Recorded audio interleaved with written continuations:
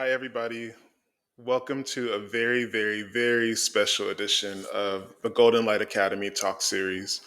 And I'm really excited to be here today to take you guys back through a really important conversation that I had a couple months ago. There's stories that shake you, stories that hold sorrow in one hand and resurrection in the other. These are stories that remind us who we are, what it really means to be a leader. And it's really about presence and showing up and holding space. My name is Dr. James B. Golden, and today on the Golden Light Academy, I want to introduce you to a man who embodies quiet courage. His name is Joe Ford. He lost nearly everything in the Altadena fires earlier this year, but he never stopped serving. He never stopped serving. And what I think is interesting is thinking back to the evening of January 7th, 2025, a wildfire ignited in Eden Canyon. And within hours, powerful, devastating Santa Ana winds driving upwards of 90 miles per hour hurled flames over 14,000 acres into Altadena's foothills. I remember this evening very well because, as a resident of Los Angeles, we were all terrified. We were getting messages. We looked outside. There was smoke everywhere, there was ash, and there were fires that popped up all around Los Angeles. It became international news. In my lifetime, and certainly in the over 20 years that I've been here, I've never seen a more devastating moment for Los Angeles. And every community was hit hard. Now, by January 31st, the fire was fully contained after burning for nearly a month. It claimed at least 19 lives and destroyed more than 10,000 homes and buildings, making it the second most destructive wildfire in California history. But beyond statistics, Altadena, one of the communities hit the hardest, was more than a zip code. It was a historic Black community. Nearly one third of its residents were displaced.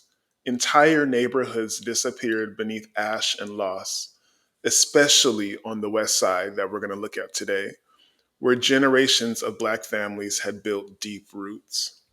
This is where Joe and Lerna Ford lived, served, and raised their family. It's where Joe grew up, in the house that his dad literally created for them, his inheritance. This is where they poured into boys and girls throughout the Altadena and Pasadena community through basketball, faith, mentorship for over 30 years. And Joe is a servant of the community. He's somebody who in Los Angeles is known for his work at Sycamores as a licensed clinician and as a leader with youth who are dealing with substance use issues, homelessness, with mental health issues, and a whole host of other things. I want to introduce you to Joe, and I want you to see a little bit of who he is and uh, to share the light that we were able to uncover and to see that what happened in Altadena is not just devastating for the residents, but for our entire community. And we need to do something about it. So I'll be right back.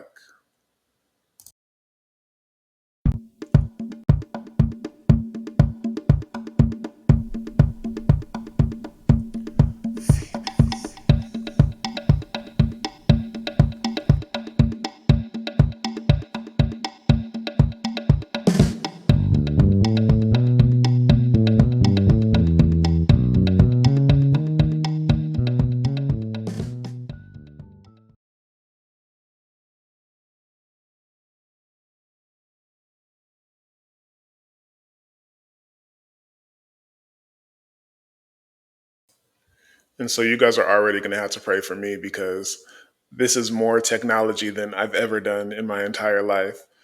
But first of all, first and foremost, shout out to Ariel Handy, who spent the morning with me as a birthday present out in Altadena filming my conversation with Joe. And before we begin, and let me put it up now, I want you guys to notice that throughout this moment, I am going to have up a GoFundMe for Joe and Lerna Ford, a couple whose lives were upended by the Eaton Fire. And what I think is so beautiful is that this GoFundMe was created by Tiara Thompson, who's a former basketball player who affectionately Joe is known as Coach Joe, but she said, just got chills, that he has helped throughout her childhood. And I know that many youth in the Dinas area of Los Angeles feel the same way. Joe and Lerna aren't just survivors, they are pillars. For over 30 years, their home in Altadena was a safe haven for youth. If youth grew up in Altadena, Pasadena, and needed love, discipline, or a place to hoop, Coach Joe and Miss Lerna showed up. And now it's our turn as a community and as a world where every donation helps them rebuild the life they so freely gave to others. And nothing's too small. They have a $50,000 ask, and they're a little over halfway there. And so I'm hoping that this episode and some of the additional focus will get us to that 50,000 so that we can support this couple. What I think is interesting, I remember driving up to Altadena with Ario, and we were in tears. It looked like a war zone. So much so that I don't even want to show some of the videos of the footage that we took because it's devastating. And I'll put some other stuff up on YouTube at different places, but you can see Joe's house and what remained of it immediately after the fires. Sometimes the foundation of a family isn't made of wealth or ease. It's made of sacrifice, memory, pride. And in this first video, Joe walks us through what his father built, not just a house, but a home, a legacy forged through redlining, hard work, and unshakable love. These are bricks soaked in history and a literal sword found in the ashes that still points us toward freedom. I want to talk a little bit about Miss Lerna as well. Even though I didn't get to interview her, you can see her standing in front of the wreckage of their home. And I am just so captivated by their ability to serve others while they just lost everything that they had in their homes. All right, let's get into the first clip. Now, bear with me because we need to get this stuff going, and I have a million different things open, so I want to make sure it does it right.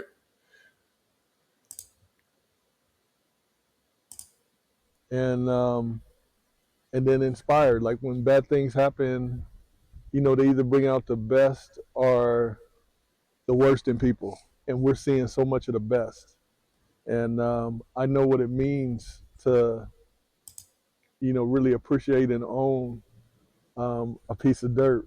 My dad bought this house in 1964 for Wow. 15,500 Oh my gosh. and paid Can we 90. just stop on that? I mean, Yeah, I'm give me looking for three a of those house today. today and I'm looking at places that are over $1 million. I never in my life thought I would ever look at something that cost that much money. Yeah, yeah, that's just the way things were. Now he paid $95 a month mortgage, and he worked 3 jobs. You know, he's born in 21, so they started working like 6th grade. So man, he cleaned houses, he cleaned office buildings, cut lawns. He worked 7 days a week to keep that roof over our head, and we rotated utilities growing up. And where was your dad from? Was he from out here? We relocated from New York when I York. was 4, and moved out here because we had a relative out here in Altadena as well. That seems like a migration pattern for Black people. You know, my family came from Chicago area, Indiana, and then my dad came from South Carolina. They came out here. We had servicemen and women who were in the family, and so they came to Cali looking for the California life, and the dream, the ocean, the beauty, and they found these communities of Black people, which were really cool. Now, how did your dad settle on Altadena of everywhere? Well, you couldn't just buy anywhere. It was redlining going on, including in Altadena, and so this was one of the areas in Altadena that wasn't redlined, and so he could actually buy here. And so he wasn't the first on the block in '64, but man, he was one of them. And with redlining, especially in LA, today we hear about all of these barriers for Black buyers at that time, but really it was the systems of segregation and racism that basically said, we don't want y'all living here in this area. Pretty much. Well, if you think about it, over the years, my house value went up to, on Zillow, I think it was 1.2, and from 15,000 to 15,500. Now, part of that is who moves in the neighborhood. So when the gentrification came, my property values went up. That's good for me financially, but the reason for the goodness is a little painful, because it lets you know that more than 7% of somebody that looks like you in the neighborhood is actually going to bring their property values down, no matter how good I keep up the house. Which my wife and I took a lot of pride in that, and I can tell just from the layout, the things that survived. I mean, it's absolutely. It tells a story in and of itself of, this is a family that took pride in their home. I mean, I see you guys have the, what are these called? The drought tolerant plants, but they're cactus, So these are drought tolerant. So they actually survived. Yeah, they did. And they still, my wife comes up, throughout the week and waters. I still want, to get the weeds out. I don't want it, overgrown that way. I still have pride in it, and it's our only form of generational wealth. So that was my dad that taught me that. He doesn't have money to leave to us, but he has 2 things: a good name and property. And now that's something I want to pass on to my kids and my grandkids. Wow. So what was this area? What is this area? This is actually the front lawn. Okay. And I didn't really have time or like to cut grass. So progressively, like, we've been here over 40 years. So, but I had to, my dad took pride in that also because he cut grass. That's how he, made a living. That was just one of his jobs that he had. So, yeah. Yeah, that was just one of his jobs that he had. So it's kind of eco-conscious too, if you think about it, because we're in California. There's a drought, so they tell us don't, plant grass and water all these things. Well, yeah. So we always felt the pressure to keep it nice, but gradually, like over 40 years of being here, we first got decomposed granite. So my wife actually dug up this grass from here to here, And Do you mean physically dug it up? yes, I know yes, that's right. yeah. She's a athlete, and she's not scared of any work or anything. But she got right to about almost over to this side, and then she was getting tired, so we were able to have somebody come in and finish the rest. And then we put Wow. down decomposed granite, um, and then we put eventually we're able to put down the astroturf, which and these pavers, which were all the way to walking up to our So house. these actually went up further. Yes, yes. And Yep. what happened with the rest of it? Well, the turf melted off.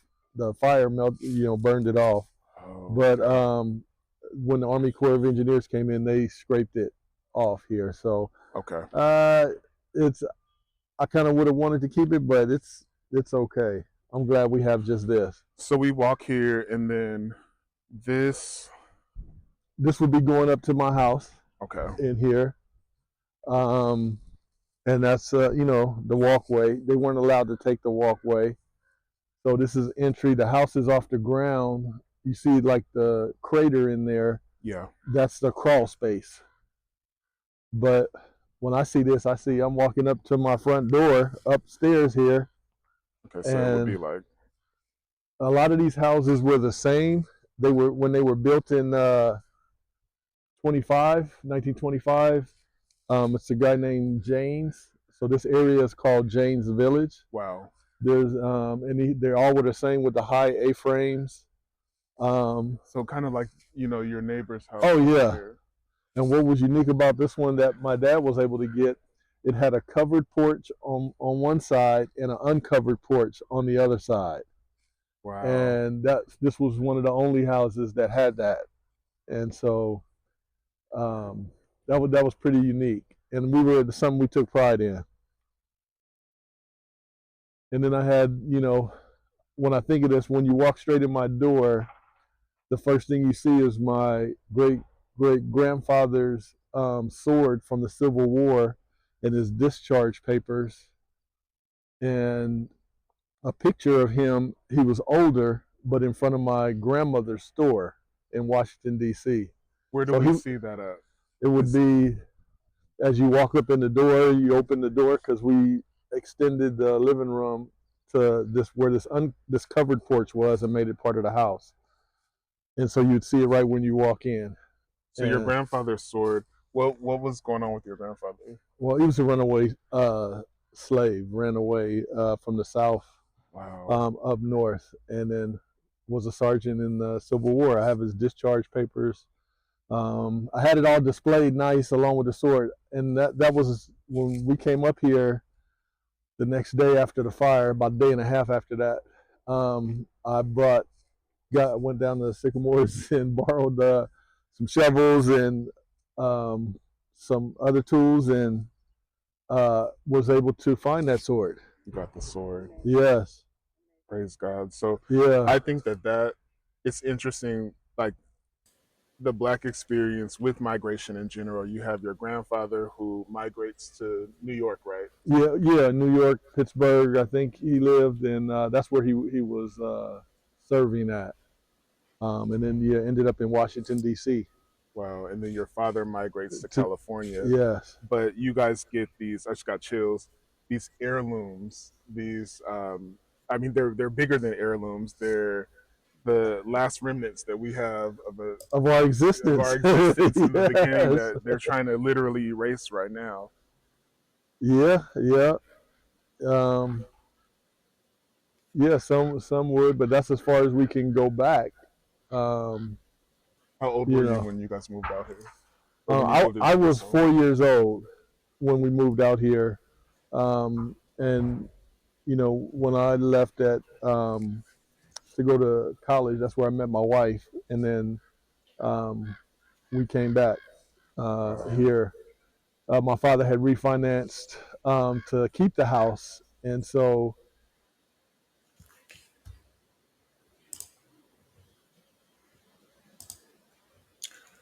It's already too much for me.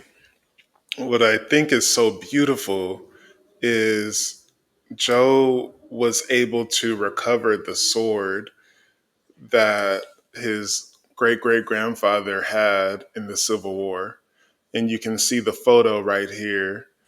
It really brings tears to my eyes to know that somebody who fought for freedom, ooh, I just got chills, um, that he was able to recover this in the wreckage.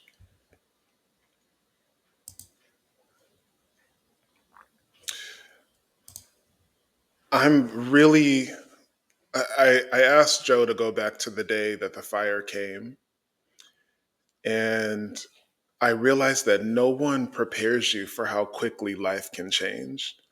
As a leader, as a human being, when the fire came to Altadena, Joe didn't just lose a home, he and his wife lost the physical space that held their entire story. And so, in this next part, you'll hear how they kept serving others, even while everything around them was burning, and how the systems designed to help failed to see their humanity.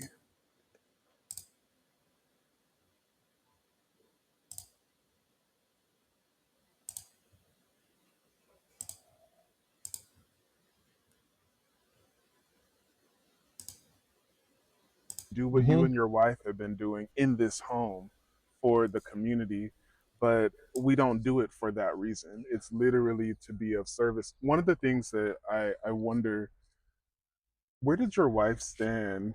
I was really moved when you told me that after the fires, Mm-hmm. your wife was handing out water to people in this community. Water, all kind of supplies. Her job where she works is office is located at New Revelation Church.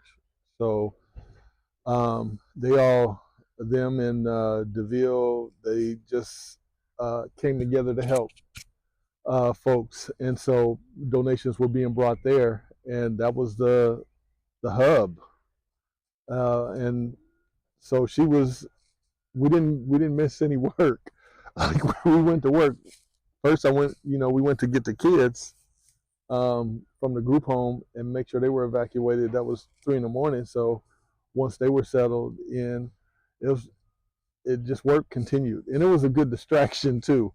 We're not gonna sit down, sit at home. So she went to work, and that's what they were doing. And people didn't even know that, she lost her home, but it wasn't for them to know that. Just hear it. Help. People need help. If your parents were still here when this happened, Ooh. what do you Excuse me. what do you think their role would have been? Mm. How would they have shown up for this community that they love? Man, I haven't, thought about that. That's just something interesting to think about. I do think, I already know he would be helping. That's what my dad would be doing if anybody needs something. And uh, we weren't here because we were going to check on, uh, the kids at Sycamore's group home, but he would have been knocking on neighbors' doors, and he would have been making sure people could get out. There's some folks in here that are elderly, 90s, like, well, my dad would be in hundreds now, but uh, he would be checking on them. Wow. And by the time we got back um, from evacuating the kids, coming down the street, both sides were already burning. And ambers, I thought, were little things. They're actually big like this, and the winds are 90 miles an hour. So you could see the embers and oh yeah, they're big. They're not these little things right here because the winds were so strong, and they were on fire. And so when we're coming down,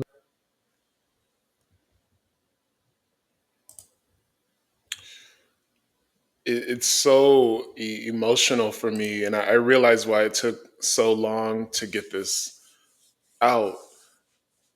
It's the heart of a servant. It's knowing that Joe came from lineage and stock of community organizers and servant leaders that makes this so powerful.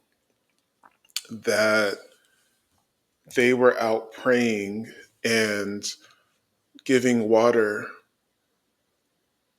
to the residents of Altadena while they had just experienced this significant loss. It's that his father was the same way, that he indicates that he would have been doing the same thing, and how powerful of a message that is for us as human beings, as leaders, to know that we have the same power to give back. And we didn't even experience that fire in the same way.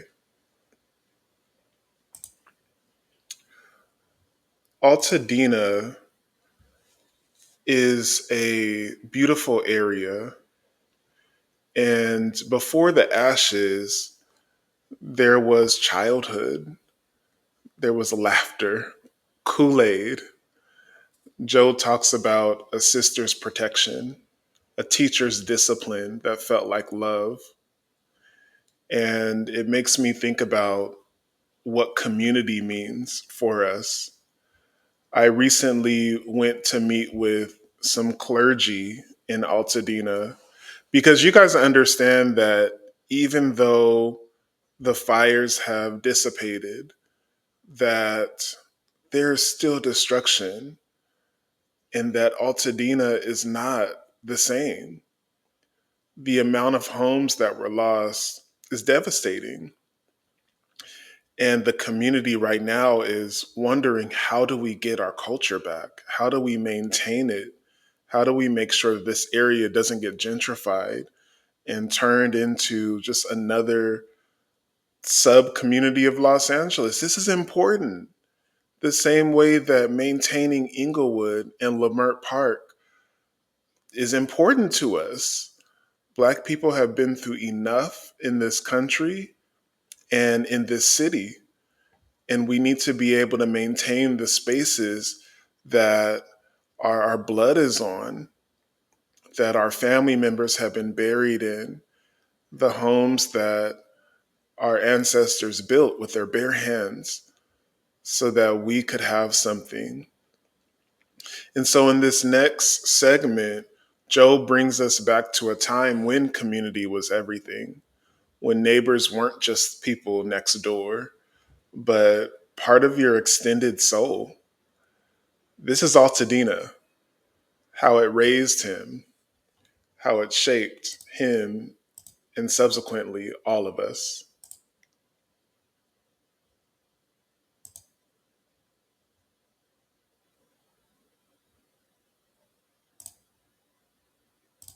All right, and y'all know I'm getting better at this. Praise God.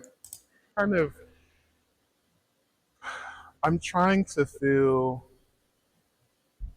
what it might feel like to see this school that is no longer there, and then to have it attached to your own experiences losing house. Like, what do you feel when you come to these spaces? Like, how often do you come here?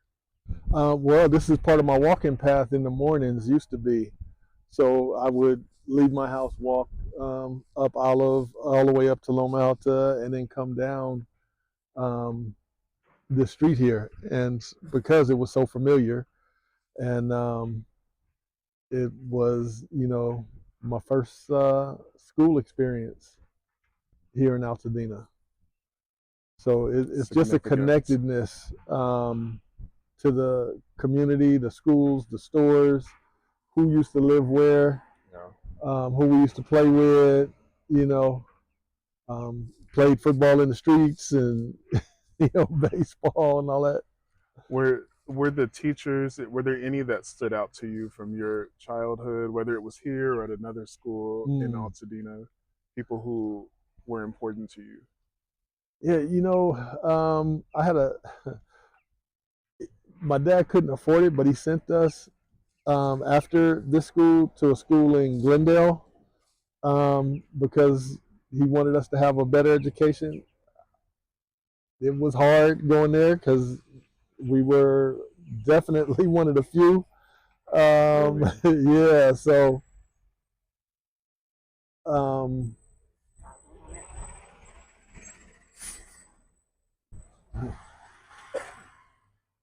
we were definitely one of the few at the school, but I had a third grade teacher who also lived in Altadena and lived on this street just south of here. That house is destroyed.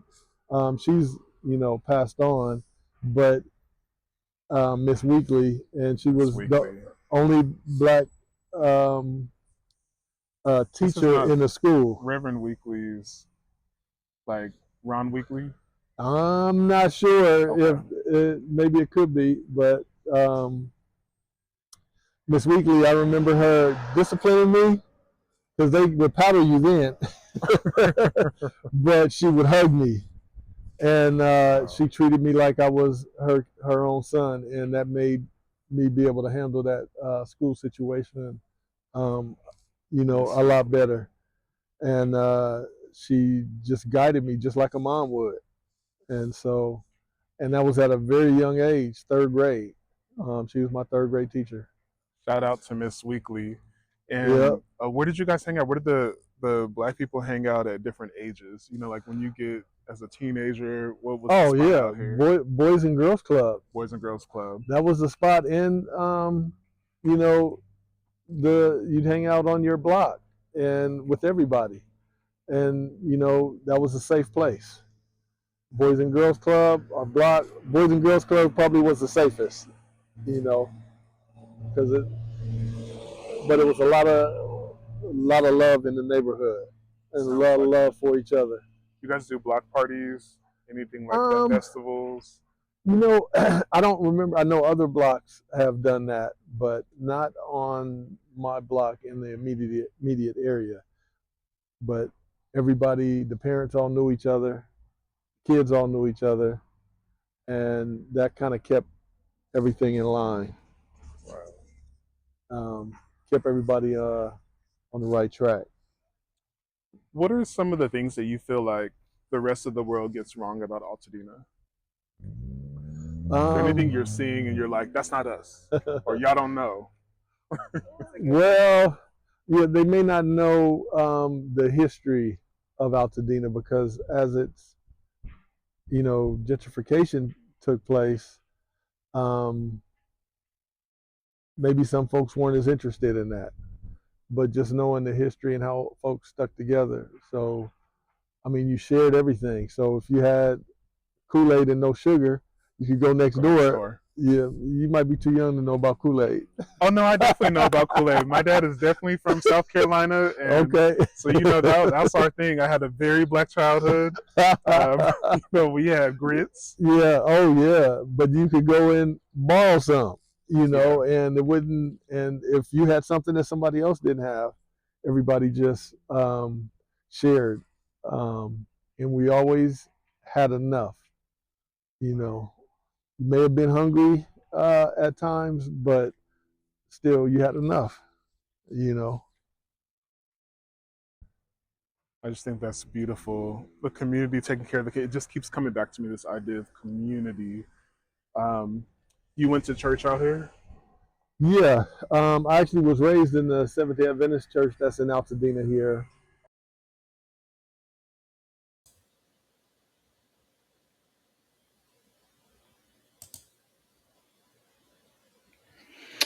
Altadena became a haven for Black Americans during the Great Migration and beyond, because unlike most of Southern California, parts of Altadena, especially the meadows in West Altadena, were exempt from redlining.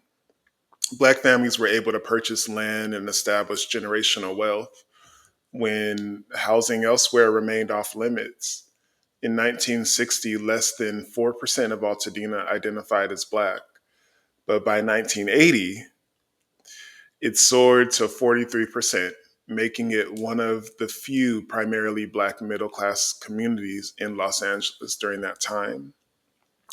Early Black settlers like Joseph Holmes from Nebraska and the Ben family from Georgia helped build civic infrastructure, drive local entrepreneurship, and create space for young people to thrive.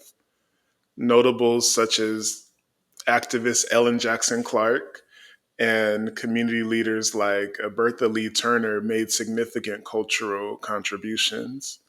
And Altadena was a hub of Black art and leadership, especially in the 50s and 60s.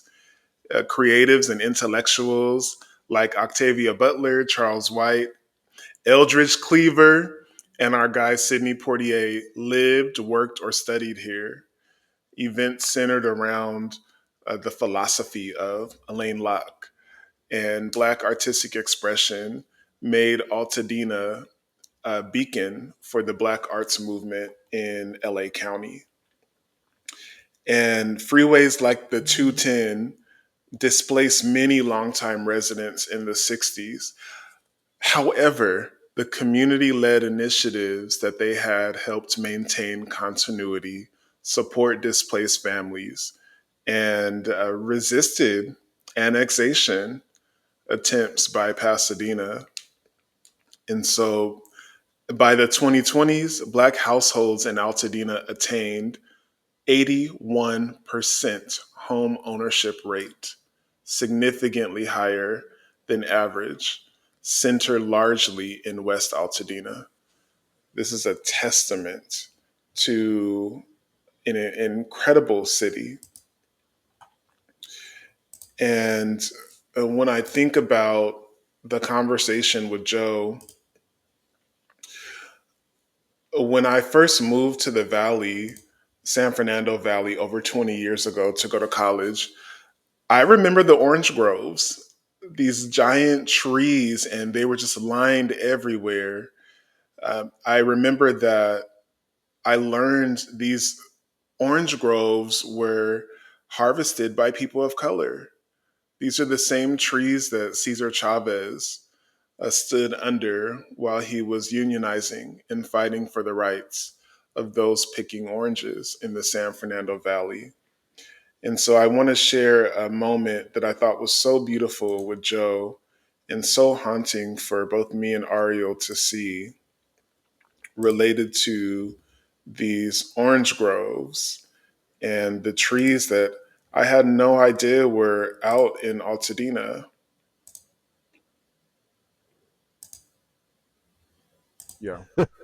So it's a different mindset for us to even just to receive any of that. Yeah, I think when a lot of people outside of California, outside of LA, they look at this fire situation, they say, these are the haves. These are the people that have, because they say, well, look at how much your house costs. Look at the area that you live in, your proximity to the beach. But they don't understand that, one, it's expensive to live here in California in and of itself, outside of your property value and your rent and all of that. Just to buy things to be able to live is a lot more expensive than the rest of the country. So that need is there. This is sobering to me. This scene. This is your neighbor's lemon tree or orange. So orange tree. We had 3 orange trees in the yard. Um, they burnt. All of this area at one time used to be orange groves. Just like the valley. Yeah, these are citrus. Used to be all through here. So if you look at the orange trees, they all line up. So they'll line up this way and they'll line up that way in everybody's yard. Wow. So like that's an orange tree in the back right there in the next neighbor's yard. And then I had one. These are yours as well. Yeah, so mine was in the same line. I had one right behind the garage there. I had one by the back part of the house, and I had one orange tree in the front. So we had 3 orange trees. So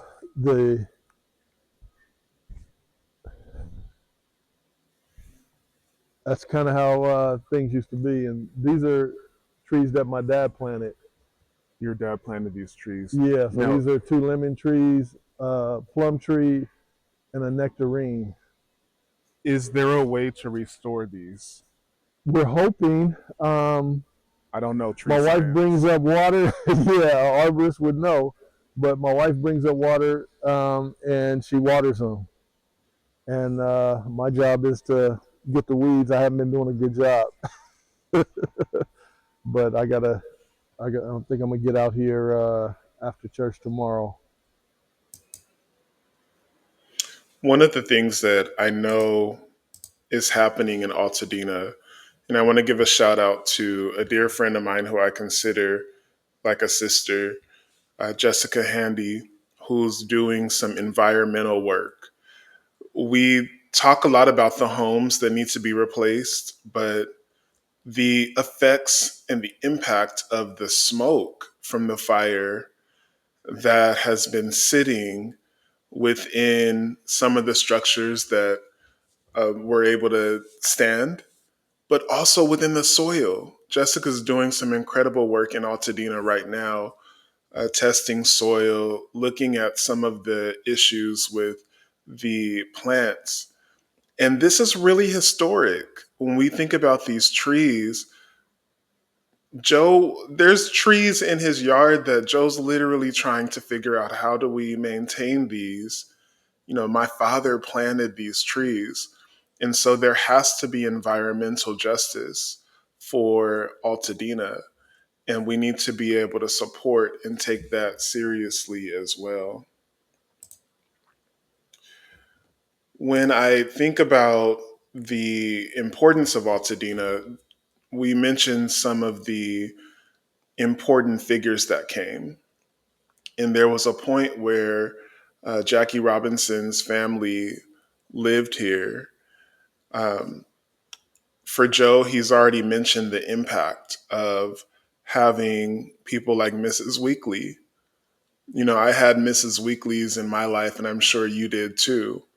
For me, my black teacher, who to this day is my heart, was Corliss Kelly, my sixth grade English teacher. And she treated us like we were her children. She came to my house and sat down and had tea with my mother and talked about what was going on for me educationally. And while I wasn't in that conversation, I'm sure it was turned, her dedication allowed me to believe in myself enough to become the person that I am. And so we understand that that's so important. I think one of the things that makes Joe unique is Joe is an example of a servant leader. He's somebody who's worked in Sycamores, which is a mental health facility, and they serve youth. I think that his relationship with the community is not just about living there, but it's also about giving back. And so it makes us think, how do we remember? How do we think about our communities in terms of what we've experienced?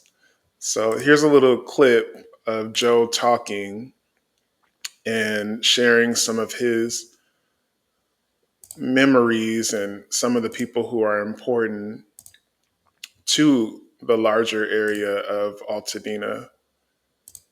And let's try to get this. Reminds me of like San Fernando and Leimert Park and some of these cities where they raise these iconic people. I'm wondering for you, who would you consider the big icons that have come from Altadena?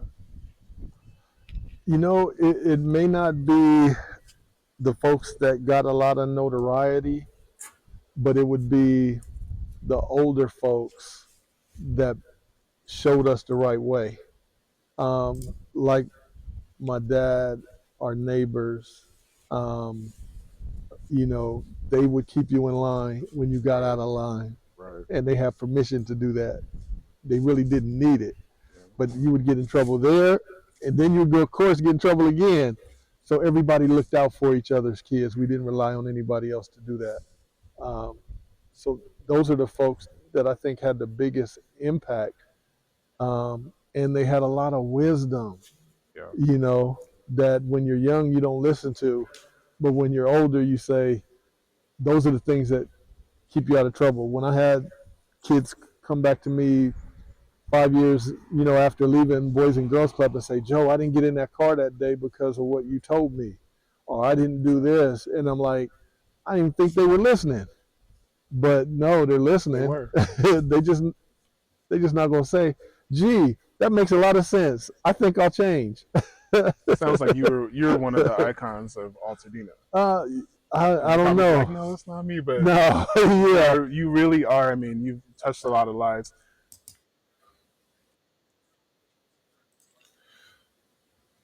Joe is an example of the type of human being that we should all aspire to be. And the heart that he has for his community is absolutely incredible. I think one of the things that I got from our conversation was I had this moment of realizing that we were filming on Resurrection Sunday. And yes, this is how long it's taken me to do this emotional episode because I'm an empath and it's very difficult to go back and look at the footage, and we have hours of footage. So we'll be doing some other things with Jessica, with Ario, and with some of the people of Altadena to really support, because we're not giving up, we're not forgetting, and this isn't a passing headline for news. This is real, it's devastating, and it's something that's going to take years of our community to rebuild. But we filmed this on Resurrection Sunday, and the trees, I saw these small blooms from trees that were scorched. And I just got chills throughout my whole body. Lemon trees still thirsting for tomorrow, reminding us that nature is way more powerful than human beings are, that we can learn something about recovery, about repair, and about moving forward. In this short clip, we witness Joe's own quiet resurrection, proof that healing happens even somewhere where there's devastation. And so I want to share this with you. Such a beautiful moment of discovery. Burnt down. Like, I'm captivated by this tree because it's giving the symbolism of spring, and it's almost like God is saying, we're going to come back. Well, it just shows that, things can still grow. How powerful nature is, man.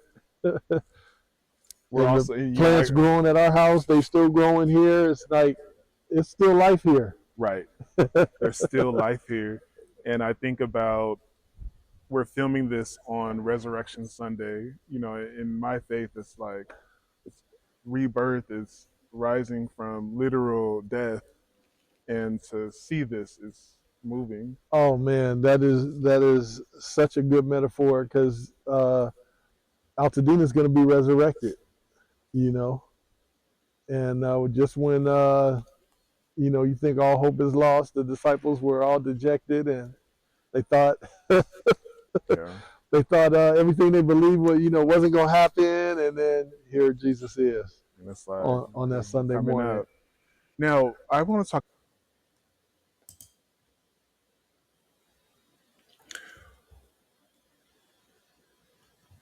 What an incredible man and moment to resurrect this idea of the greatest servant leader who's ever lived in the midst of devastation, and to live up to that.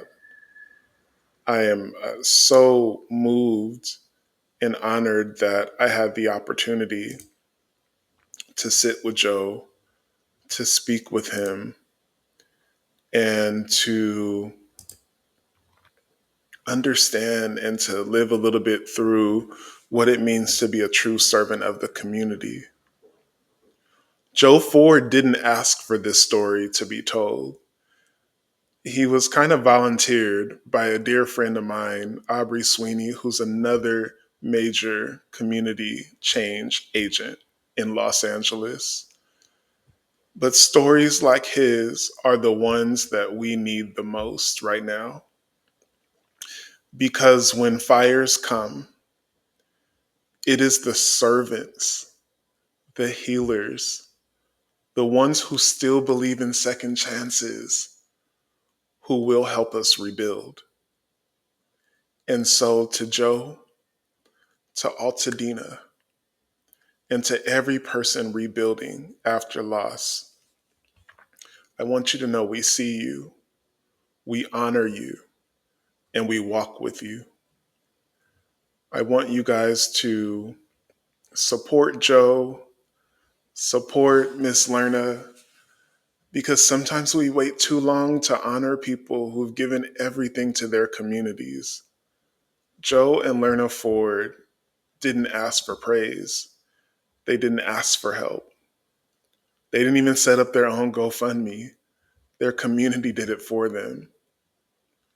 And right now, uh, they need help. They need support. And we can provide that to them. So if this story touched you, don't just remember it, respond to it. No amount is too small. Give what you can. Share it with someone who loves this city like they do. We don't rebuild homes, we rebuild legacies. And today we rebuild theirs with love. We are not giving up on Altadena.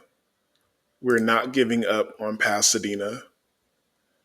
And as long as I'm here and as long as I'm alive, whatever I can do to support this community is what will happen.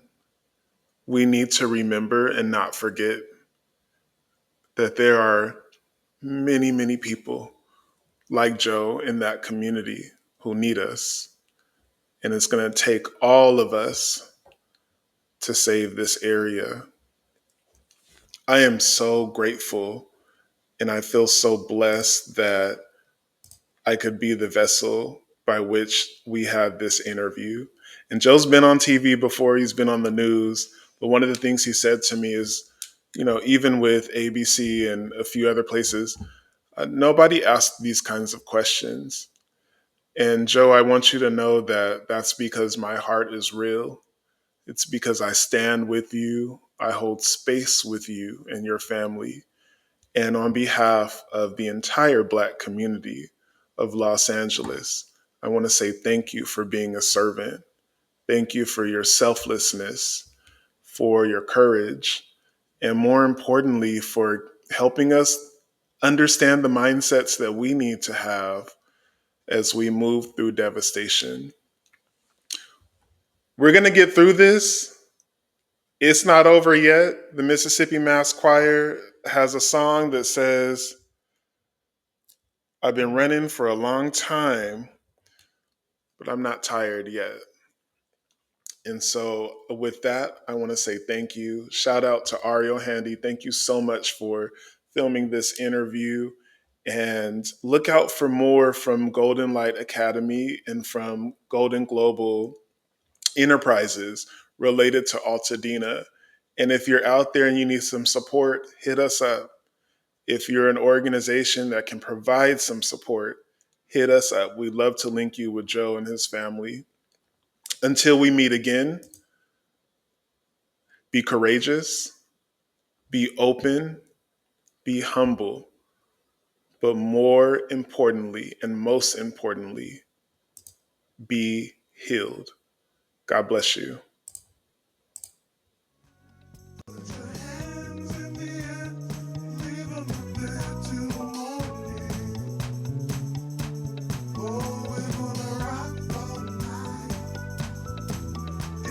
Oh,